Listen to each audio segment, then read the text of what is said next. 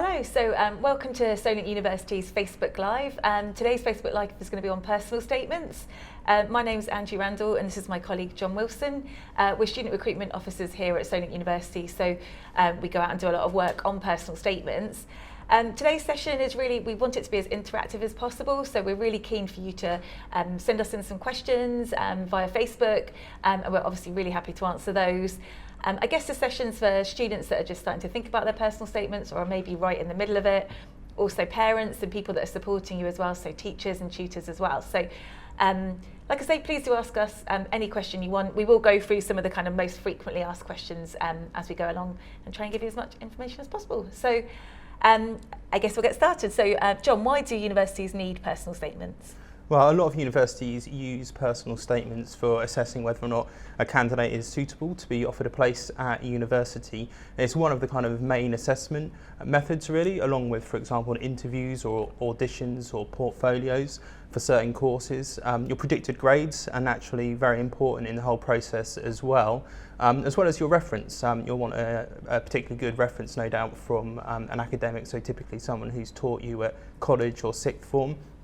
And the personal statement really, though, enables the person who's looking at your application just to get a better feel for you as a person. So it enables them to get a more rounded picture of you as an individual. Often the predicted grades in isolation, they tell one story, but the personal statement enables you to tell so much more about yourself as an individual. So it can really be crucial in the whole assessment process. So it's very, very important to put in a lot of research, draft it several times, and then ultimately be satisfied with what you have to submit on your UCAS application, because like I said, it's really, really important in the whole process.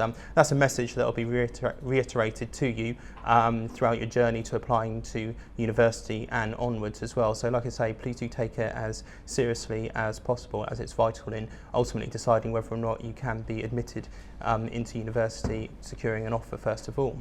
So yeah, very, very important. So hopefully there's plenty of time now ahead of you seriously considering university to get the ball rolling. And that's part of the Facebook Live session today. We'll take you through some of the core components like Angie's been mentioning so far as to what you need to put into that personal statement to make it as good as possible. So an important consideration, like I've been alluding to so far, is the whole process of thinking about the personal statement. So when should somebody who's thinking about going to university start thinking about writing that personal statement, Angie? Okay, so your application usually has to be in by the 15th of January for the year you want to study. It's slightly earlier, like an October deadline if you're looking to do medicine, dentistry, veterinary science, etc. But we would really urge people not to leave it to the last minute. And actually you've got lots of good time now to start drafting your personal statement, start really thinking about what you want to put in your personal statement. The best personal statements are the ones that have clearly not been left to the last minute. It might be that you're thinking of starting next September, so you're really getting on and really kind of refining your personal statement right now, or it might be that you're just started your first year at college and you're starting to think about where you might want to go to university, or you will be thinking about that in the next few months.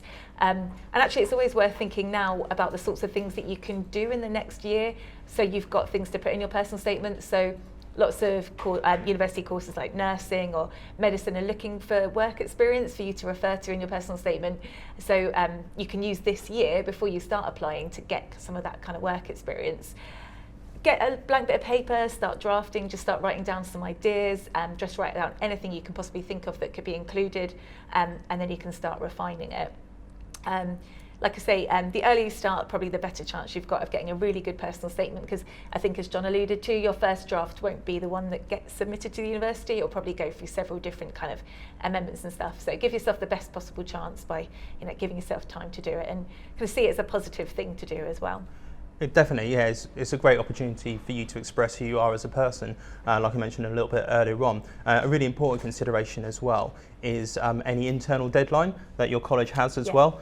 This is really, really important. So whilst Angie mentioned the deadline is the 15th of January, that's the official deadline, and what that means is if you submit your application to UCAS by the 15th of January for those courses other than the ones which Angie mentioned, for example, dentistry and medicine. If you submit it by the 15th of January, what it essentially means is any university who receives your application is duty bound to give it equal consideration. So they must consider your application. They can't just, for example, say, oh, we're closed now. That's a deadline all universities have signed up to ensure that it gives you opportunity to essentially submit a good application and know when you have to do that by. But your college or your sixth form, they have various things to do in the process as well, so they have to add in a reference, they have to check your application as well. They want to make sure it's as good as possible, so they'll put in place a deadline, no doubt, by which you have to submit a draft to them, and then they'll support you throughout the whole process. So do check with your careers advisor or your tutor at college just to ensure that you know what that deadline is. So moving swiftly on, there was another question, I think. Yeah, so I guess, John, how long should the personal statement be? What's the kind of guidelines for that? Well, the important thing when it comes to knowing how long the personal statement should be, it's not actually calculated in words, it's calculated in characters, and the magic number is 4,000. So you have 4,000 characters, and that includes spaces as well, to express all that you can that's considered relevant in your personal statement. So do bear that number in mind. The UCAS system, when you get around to actually submitting your application, it doesn't actually enable you to go beyond 4,000 characters. There's a really helpful tool on the UCAS website called the UCAS personal statement tool. It essentially enables you to develop on that website a personal statement that you can look at in draft form, and that's really going to assist you in the whole process. There are three kind of key categories or three elements to that tool. It poses questions, you can see it hopefully now, it poses questions for you to answer that will enable you to produce a really, really good personal statement.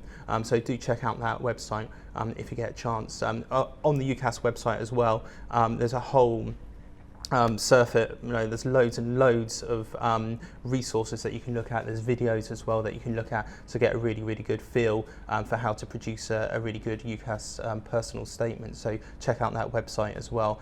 Your careers advisors or teachers at college or sixth form will be able to point you in the direction. They'll be very, very familiar with the whole process as well. I guess the 4,000 characters usually works out at about a page of A4, and probably the key thing you'll find once you start drafting your personal statement and actually starting to write it is you'll probably have too much stuff to put in your personal statement. That's why you need to give yourself time, because it's then a case of kind of filtering out the most important things, making sure it's really relevant for the subject that you're going to be studying, and making sure that kind of everything you put in there counts. You're not repeating things, you're not adding extras in that don't actually add anything to your personal statement. So 4,000 characters isn't actually that much to play with. No. At the end of the day. So it is important to be quite kind of succinct with it too. That's exactly it. Yeah, a really important message there. It's all about relevant content to the personal statement, so do bear that in mind. We'll talk a little bit about a particular technique as well that will really enable you to produce a good personal statement, ensuring everything you write is relevant to the course or courses that you're applying to. We'll get onto that in a little moment. So how should one start writing their personal statement other than putting their hair out, which we wouldn't recommend? No, probably not. Kind of see it as a really positive start. I think it's a really positive thing to do. Obviously, going to university is a really big commitment, so a personal statement is a chance to really reflect on what you want to study at university and why you want to study that particular subject at university, and also a really good chance for you to kind of think about your experiences and the strengths that you've got to bring to a university course. Obviously, your studies are the most important thing, but your personal statement, just set aside a little bit of time to do your personal statement, and I think you'll find, you feel quite relaxed about it. We often recommend just start by kind of doing a mind map, just getting a blank bit of paper, think of anything you can possibly think to include. So anything related to your subject, it could be extra reading, guest lectures, particular project works you've done, particular achievements, anything that's really, really relevant to your subject, because that is going to make up the kind of main content of your personal statement. So just think about anything could even be silly things. You can ask your friends, your tutors, anything you can think of and put it all down on paper.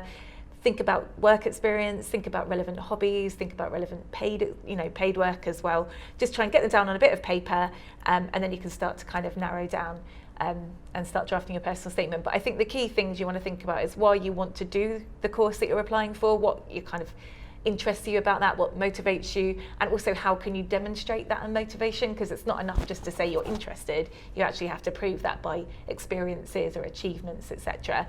And kind of how are they then relevant to your course. As John said, there's some really useful mind maps on UCAS. There's good kind of questionnaires where they're going to get you to start thinking about some of the things you can put in your personal statements as well. So definitely make the most of those resources. And one of the particular techniques that's really, really helpful is the ABC one, where A stands for activity, B stands for benefit, and C stands for course. So this is where it comes back to the notion of not necessarily just writing everything that you've done. It's really about developing those thoughts and ideas in relation to what you've done at school, college, extracurricular. Think about those, how it's going to benefit you in terms of your application to the course. So if you think, for example, perhaps you got involved in making short films at college, then that would be the A, the activity. But then think about how did that benefit you? So what skills did you ultimately derive from that experience? Perhaps it's, for example, how to work in a team, how to organise a project like a film shoot. Then think about how those particular skills are relevant to the course or courses that you're applying to. So if you go along to open days at universities, that's certainly something I think everybody who works in this world would recommend, because there's such a great opportunity to get a feel for the university and specifically the course. If you go along to those open days, or if you simply just look on the web pages highlighting all the courses at different universities, you'll get to see different aspects of what's actually involved in those courses, the kind of skills they want from you, the kind of things that you'll ultimately be studying. That will enable you to have kind of a goal in terms of what you want to articulate. So, for example, if we look at what Solent University has to offer in terms of film studies, the classes involve practical filmmaking as well as theory. There's post-production suites available here at the university where you can get involved in editing. So if you think back to that situation where you were, say, making a short film at college, did you have any of those experiences? What did you learn from them? And ultimately, how is that relevant to the course that we have to offer here? So that's really something important to bear in mind. But no doubt you'll be applying for more than one course. So the important thing is not to tailor your personal statement specifically to the one institution. Think about all of the key components that exist within all of the courses that you're applying for. So perhaps another institution offers a film class as well, but there's elements of film theory in that. Well, think about when you're involved in that scenario of making a short film at college, how did you develop any kind of understanding of film theory as well? So this is really important in terms of a message that we want to get across to you today, because you'll probably be applying to more than one course at more than one university. It's important to look at those key themes, those key elements where you can tailor your personal statement to all of those courses. So it gives the impression to the person who's reading the personal statement that you're really interested in applying to that particular institution to study that particular course, because ultimately your one personal statement that you write will be applied and will be sent rather to all of the universities that you apply to. So that's something that not everybody knows necessarily, and it's an important thing to bear in mind, not to tailor your personal statement too specifically to one course at one university. Yeah, really good advice there, John. Just a reminder that we are looking for people to come forward with questions, so please do let us know if you've got anything you want to know about personal statements. We're more than happy to answer those right now. I guess we're sort of, what are universities looking for in personal statements? What is it that would make your kind of personal statement sort of stand out, or what is the kind of key things that they think you should have in there as a personal statement? Yeah, very good question. I think this comes back to what we were mentioning earlier on, really, which was that the personal statement is one aspect of the assessment process of a university deciding whether or not they can offer you a place. So this, the personal statement really is an opportunity for you, because you have words here to really express your enthusiasm, your drive, your desire for studying that particular course, and for ultimately reflecting upon how that course is going to benefit you in the future. It's very much the case nowadays that universities, want to bring you into study at the university to enable you to learn about a particular subject with a view to ultimately getting a job in that particular sector. That's why so much of the work that universities do nowadays is in conjunction with employers to ensure that you are ready for work. So when you come to a university like Solent, you won't necessarily just be learning theory, you will be learning a lot of practical elements, so you can apply that theory so that when you go out into the working world to apply for your first jobs, you've got a great CV which indicates some really cool things that you've done. For example, work with employers on various projects, or if you're a journalism student, you may well have gained work experience with well-known broadcasters, so that puts you in a great position. So ultimately, when it comes back to what the universities are looking for, they're looking for you to really have thought about your application, because they want you to go to university and have a great experience. They don't want you to drop out after a week or a year. They want you to have thought really clearly about why you want to do that course in terms of what you're going to get out of it, especially longer term in terms of a career. And one thing that can assist you with that is if you go onto the university websites, you'll get a really good feel for the courses, as I mentioned earlier on, and how they ultimately benefit you longer term. They have sections on there, for example, where they talk about career opportunities or what the course ultimately trains you for. So have a think about that when you're looking through those web pages. That will enable you to then ultimately produce a really good, tailored personal statement. We've got a question. Wow, there we go, cool. So the question is from Sue Solent. So what should you avoid putting in your personal statement? Actually, this is one of our key questions, so that's a really good one.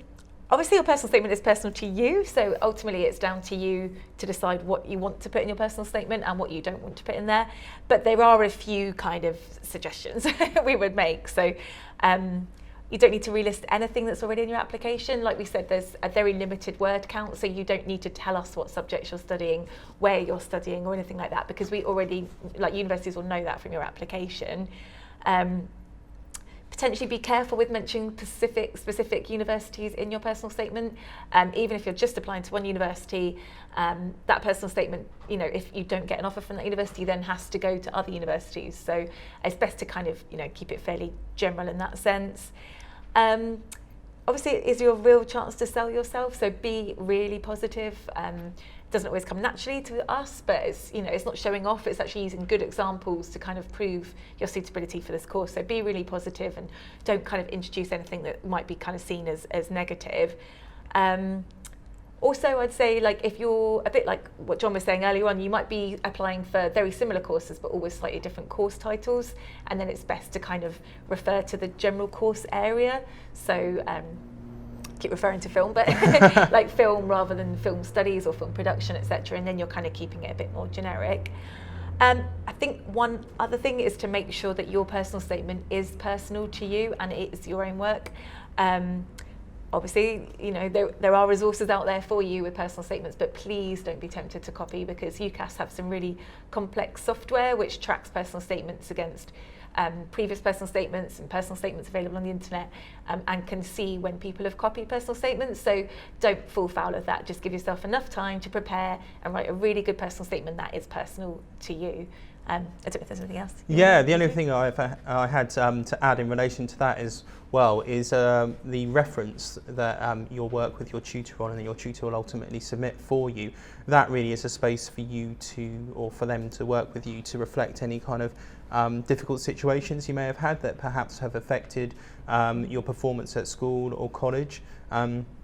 So that's the space, rather than the personal statement, for you to think about any challenges you may have had and how you have grown, developed, overcome that kind of adversity, and how that's put you in a better position now to apply to university. So that's a key consideration as well, that the reference is the space for a discussion of those kind of things, and we don't want to use the word negative in relation to them at all, because everybody has adversity in their life. So this is really about how you may have overcome those difficulties to get to the position where you are at the moment, or will be once you've gone through the research process soon of where to go and what to study. And that position is one where you should feel strong and confident as somebody who's ready to go to university and have a great experience that's going to set you up for life.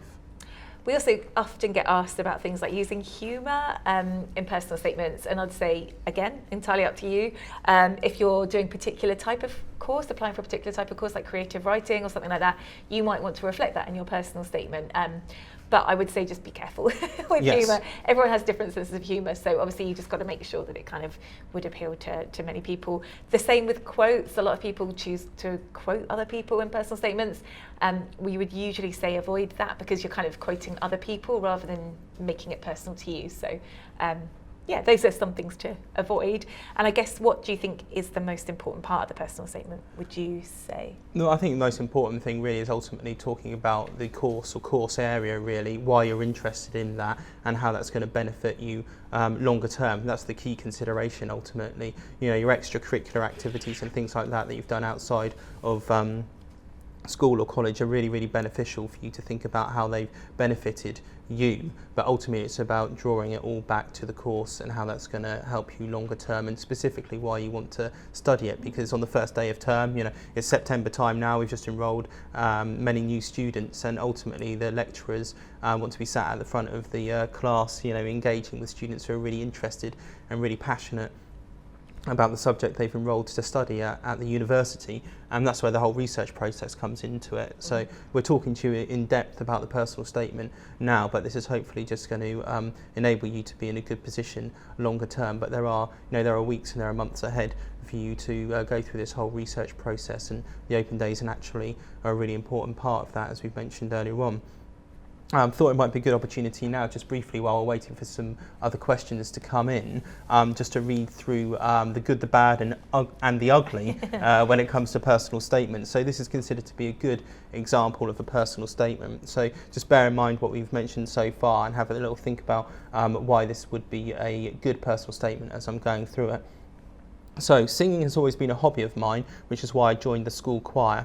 Reaching the final of a national competition and performing in front of large sums of people has significantly improved my confidence and communication skills, which I believe are crucial in marketing, as constant communication is essential to ensure a good understanding of the consumer is built in addition to the wants of the client, as well as them being able to transform the needs of the client into a successful marketing campaign. So when we think about that, what's expressed there really is the ABC technique. An activity has been spoken about, has been stated, singing. The benefits have been articulated in terms of how this particular person has improved in both confidence and communication, and then it's all related back to the course that they're applying for. In this particular situation, it seems to be marketing. The bad, this one's a bit shorter, so get ready. After finishing my HND in computer science at an unnamed university, I plan to move on to a degree at one of the chosen universities. I plan to enter that degree programme in the final year, but would also settle for year 2. So why this is a particularly bad statement hopefully is clear after what we've mentioned earlier on, apart from it being very, very brief. There's no really development of these thoughts and ideas in terms of what's actually occurred in this person's life and how that's going to benefit, how that benefited them, and how that all relates to their course. If we look at this, just simply some facts have been stated, and those facts are really available already on other parts of the UCAS statement, UCAS application rather. If we look at the ugly, just running through this one quickly. I have a part-time job at my local cafe. At times this can be very demanding. Some customers can be difficult about how thickly you make their sandwich and how much cheese you give them. I'm not sure which cafe this is. I like to try interesting and different things. I play video games and help my family. What is the point of life? This is a question I have often asked myself. These are actual quotes from personal statements, yeah, aren't they? Somewhat worryingly. I'm not sure real. how well this person did. Probably not that well by the sounds of things. But yeah, just a series of completely disparate thoughts, ideas not connected together, no real relevance to an application to university. So yeah, definitely opt for the good version then. So we're just waiting for a few other questions to anyone come got in. any questions they want to ask? Please feel free. I'm always open for some questions. I guess we'll carry on with some of the ones that we'd kind of prepared in advance. So we often also get asked things like how important are things like spelling, punctuation and grammar, and we would say that they were definitely very important. So you could have the best personal statement in terms of content and experiences and achievements, but if it's not written in a particularly clear way, or if it has got quite a lot of mistakes in, it's not really going to be seen in a particularly favourable light, because I guess people want to see that people have taken time over their personal statement, and I guess things like spelling and structuring, a statement is quite, good preparation for what you're going to have to do when you come to uni. So what we would say is make sure you check your personal statement, use the spell checker, but don't just rely on spell checker, because that doesn't always kind of, isn't always accurate, is it? So check it with tutors, check it with friends, read it out loud, check it, and make sure it's as kind of good and as accurate as it possibly can be. Another important consideration when it comes to the personal statement is just how influential it is in the whole process. And I mentioned earlier on that it is incredibly influential, and it can be used to determine whether or not a university is going to offer you a place compared to another individual who's applied to that university. So it's important just to have that in the forefront of your mind, that essentially it can be used that significantly in the whole application process.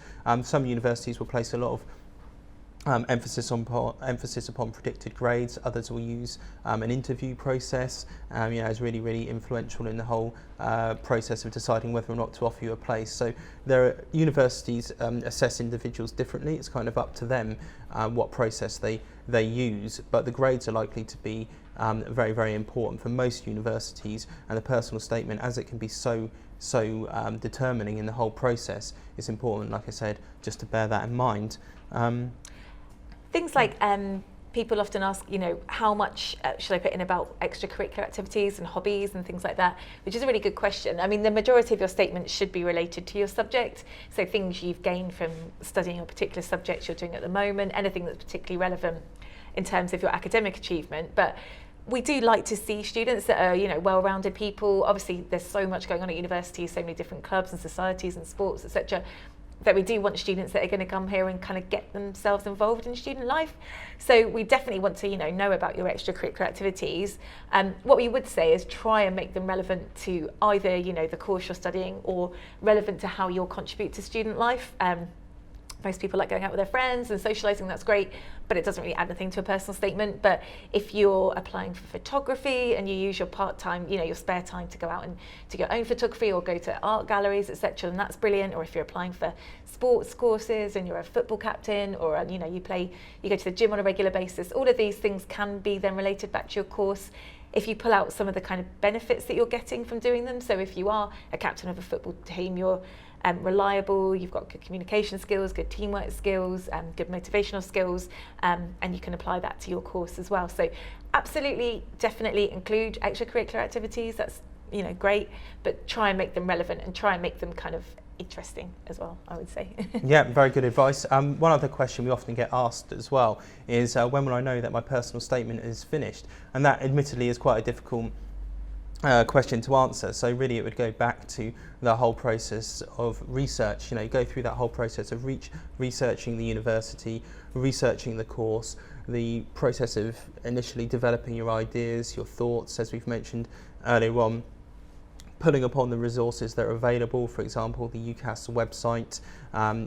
People like us will happily come into your college or your school as well and talk to you, take you through some workshops to develop some of those ideas. Very, very willing to go and do some of those kind of things. So hopefully there will come a time at a point in the future when you've gone through this process of drawing upon all of the resources, working with your careers advisor or your teacher, drafting your personal statement 1, 2, 3 times, and ultimately you'll get to a point when you feel comfortable that it is time to actually submit it and send it forward, and then your careers advisor or your teacher at college will send it through to UCAS. So it's very, very important in the whole process, as we've mentioned as well, but by drawing upon all of the resources that exist out there and crucially researching really early on, that'll put you in a good position.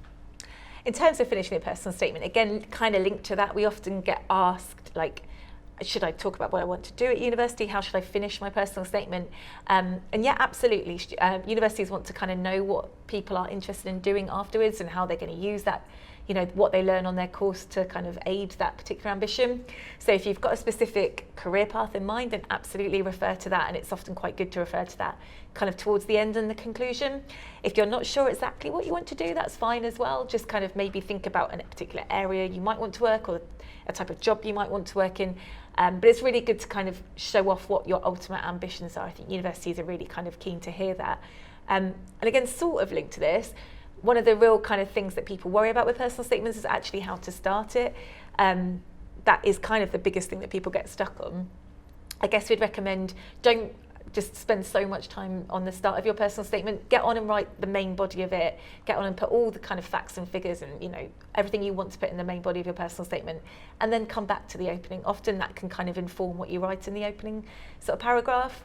All we really want to see in that opening kind of few sentences is your motivation, your enthusiasm, why it is you want to study that particular course. So yeah, don't kind of stress too much over that and just opening sentence. On the subject of it's fine. On the subject of completing your personal statement, we have actually just had a question come in from Grace Rickers.